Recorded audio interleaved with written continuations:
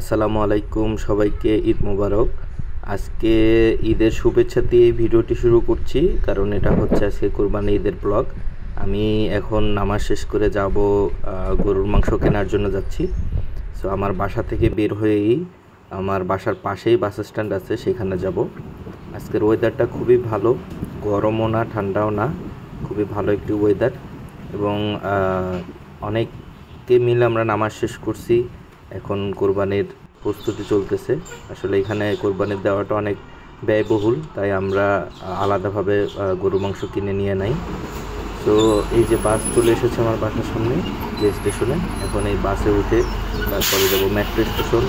Metro station থেকে কয়েকটা স্টেশনের পরেই হচ্ছে মাংস বিক্রি করে যে জায়গাটা, ওইটা।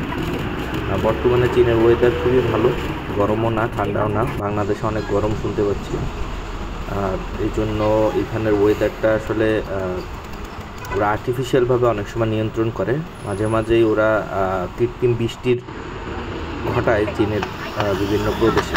এটা হচ্ছে আমার ইউনিভার্সিটি। আমার ইউনিভার্সিটিতে কয়েকদিন আগে গ্রাজুয়েশন হয়েছে, মাস্টার্স এবং ব্যাচেলারের, সবাই এখানে উদযাপন করছে। মেট্রো স্টেশনের ভিতরে আসলে অনেক বিশাল বড় কর্মযোগ্য, অনেক বড় স্টেশন তৈরি করা আছে চীনের।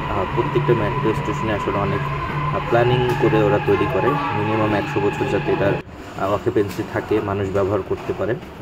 এবং এখানে সব কিছু সিস্টেমই অনেক ডিজিটাল, কার্ডের মাধ্যমে পেমেন্ট করা যায়।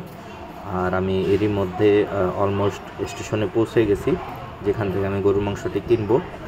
এইখান থেকে বের হওয়ার পরেই এই যে মেইন রোডের বাম পাশে যাব, এখানে গরুর মাংসের দোকানটা। তো সেখান থেকে গরুর মাংস কিনবো এবং তারপরে বাসায় চলে যাব। যারা ভিডিওটি দেখতেছিলেন, গরুর মাংসের দোকানের ভিডিও করতে পারিনি, ওদের নিষেধ ছিল,